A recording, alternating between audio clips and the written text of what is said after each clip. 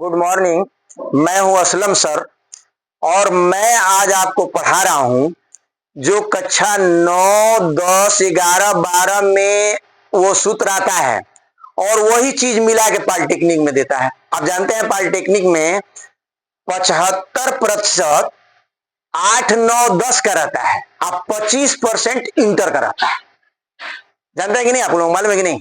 तो मैं इसलिए यहां लिख दिया हूं कक्षा 9, 10, 11, 12 में तो आता ही है ये सूत्र, हर जगह काम आएगा और पॉलिटेक्निक में ये काम आएगा। तो मैं आज आपको सूत्र दे रहा हूं, आप उस सूत्र को पहले याद करें, फिर उसी पर हम आपको सवाल लगाएंगे। आप पॉलिटेक्निक की किताब देख लीजिए, उसमें लिखा होगा घन, घनाभ, बेलन, शंकु, गोला, वृत्त सब लिखा है। तो मैं आपको आज कम से कम 15 सूत्र दे रहा हूं, आप सूत्र याद कर लें। अगर आप सूत्र याद कर लेंगे तो मैं उस पर सवाल लगाऊंगा तो आपको फटाफट समझ में आएगा। शुरू करें? चलिए, तो पहले 1 नंबर में मैं लिखता हूं वृत्त। क्या लिखता हूं? वृत्त। तो वृत्त का सूत्र जो है वो देखिए, फर्स्ट, सेकेंड और थर्ड, 3 महत्वपूर्ण सूत्र होता है। एक होता है वृत्त की त्रिज्या। ये सूत्र आपको कहीं किसी किताब में नहीं मिलेगा, जो मैं लिख रहा हूं किसी किताब में नहीं मिलेगा सर। देखिए, वृत्त की त्रिज्या का 2 सूत्र लिखूंगा मैं। देखिए, वृत्त की त्रिज्या बराबर परिधि बटे 2 पाई, परिधि बटे 2 पाई, या परिधि गुणे 7 बटे 44। समझ में आ रहा है आपको? ये सूत्र है सर त्रिज्या निकालने का। एक और त्रिज्या का सूत्र देखिए, वृत्त की त्रिज्या बराबर करड़ी में क्षेत्रफल बटे पाई, या करड़ी में क्षेत्रफल गुणे 7 बटे 22। ये देखिए सर। तीसरा सूत्र देखिए, वृत्त की परिधि बराबर, वृत्त की परिधि बराबर 2 पाई आर, या व्यास गुणे पाई, ऐसे भी होता है जी। और चौथा सूत्र देखिए सर, वृत्त का क्षेत्रफल बराबर पाई आर स्क्वायर। ये वृत्त का सबसे महत्वपूर्ण 4 सूत्र है, आप इसको ले लें। वृत्त की परिधि ज्ञात करना, वृत्त का क्षेत्रफल ज्ञात करना, वृत्त की त्रिज्या निकालना। कभी कभी क्या कहता है, सवाल कहता है कि वृत्त की परिधि 44 सेंटीमीटर है, कितना है? तो वृत्त का क्षेत्रफल बताइए। तो देखिए, मैं एक सवाल ले रहा हूं यहां, ये देखिए प्रश्न, इस पर तो आपके समझ में आएगा। लिख रहा है वृत्त की परिधि 44 सेंटीमीटर, 88 के ले लिए, 88 सेंटीमीटर है, तो वृत्त का क्षेत्रफल बताइए। वृत्त का, हाँ, वृत्त की परिधि 88 सेंटीमीटर है, तो वृत्त का क्या ज्ञात करिए? हाँ, वृत्त का क्षेत्रफल। तो यहां देखिए गाड़ी आपकी फंस जाएगी। वृत्त का क्षेत्रफल निकालना है, परिधि दिया हुआ है, तो इससे आपको त्रिज्या निकालना पड़ेगा। ये सूत्र लगाइए त्रिज्या वाला। तो पहले लिखेंगे आर बराबर परिधि गुणे 7 बटे 44। तो 88 परिधि दिया है, गुणे 7 बटे 44, 44 से 2 बार में कट गया, 14 निकल गया सर। 14 सेंटीमीटर आपका निकल गया त्रिज्या। अब आप इस सूत्र से निकाल लीजिए क्या? क्षेत्रफल। तो लिखेंगे वृत्त का क्षेत्रफल बराबर पाई आर स्क्वायर, यानी 22 बटे 7 गुणे 14 गुणे 14। देख रहे हैं? अब 7 से इसको काट दीजिए 2 बार में और गुणा कर लीजिए आगे लेवल में।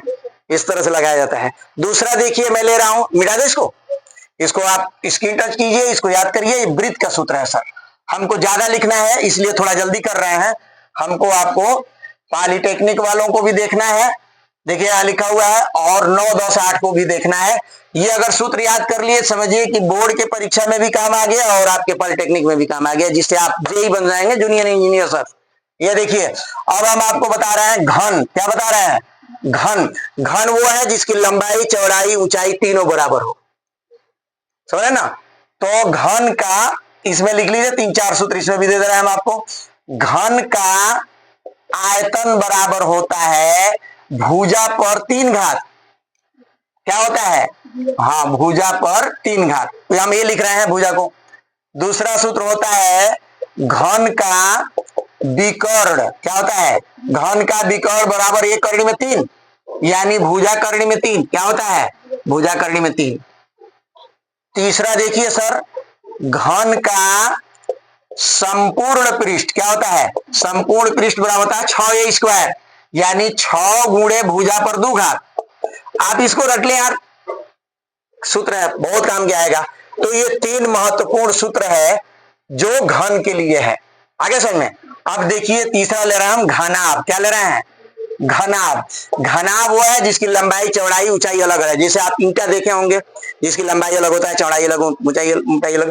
घन वो है जिसकी लंबाई, चौड़ाई, मोटाई, ऊंचाई सब बराबर हो। तो घनाभ में देखिए, घनाभ में भी आपको मैं 3 सूत्र लिख रहा हूं। देखिए, घनाभ का 4 सूत्र कर लीजिए। चलिए, तो सबसे पहले लिखेंगे घन घनाभ। क्या लिखेंगे? घनाभ का आयतन फर्स्ट लिख रहे हैं, ज्यादा पढ़ाना है आपको जी। घनाभ का आयतन बराबर होता है a गुणे b गुणे c, यानी लंबाई गुणे चौड़ाई गुणे ऊंचाई। और घनाभ, बोलिए, घनाभ का विकर्ण बराबर होता है करड़ी में a square plus b square plus c square, यानी लंबाई के वर्ग धन चौड़ाई के वर्ग धन ऊंचाई के वर्ग। और होता है सर घनाभ का संपूर्ण पृष्ठ। क्या होता है?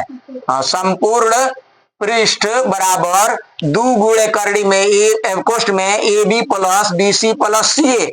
इसका मतलब समझ लीजिए, 2 गुणे कोष्ठ में लंबाई गुणे चौड़ाई धन चौड़ाई गुणे ऊंचाई धन ऊंचाई गुणे लंबाई। कोई बोल नहीं रहा? तो एक ले लीजिए घनाभ, छोड़ दिए, 3 सूत्र से काम चलाइए। फर्स्ट क्लास है, क्योंकि हमको आगे चलना है। कितना मिनट हुआ? चलिए अभी और चलिए 2 मिनट और। मिटा दें इसको।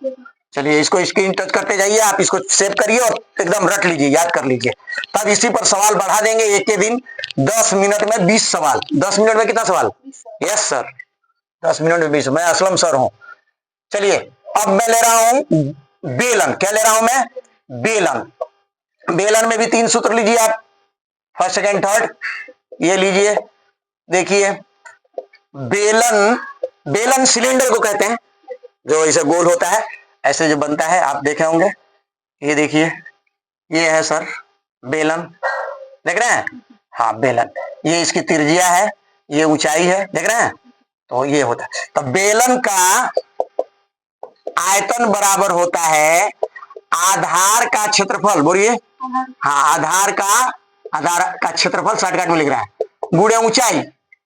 हाँ, आप इसको कह सकते हैं पाई आर स्क्वायर एच। अंग्रेजी में क्या कहेंगे? पाई आर स्क्वायर एच। इसको देखिए, बेलन का वक्र पृष्ठ। क्या लिखेंगे? बेलन का वक्र पृष्ठ आधार की परिधि। ये लिख रहे हैं क्योंकि इस पर भी सवाल आता है। हाँ, आधार की परिधि गुणे ऊंचाई, परिधि गुणे ऊंचाई। इसको अंग्रेजी में लिखेंगे 2 पाई आर एच। क्या लिखेंगे? 2 पाई आर एच। संपूर्ण पृष्ठ ले लें बेलन का, बोलिए, बेलन का संपूर्ण पृष्ठ बराबर 2 पाई आर कोष्ठ में h plus r. 2 pi r कोष्ठ में एच प्लस आर। ये देखिए, अब एक और ले लें, 1 मिनट। चलिए, फिर बाद में आपको बताएंगे, समय ज्यादा हो रहा है। मैं हूं असलम सर।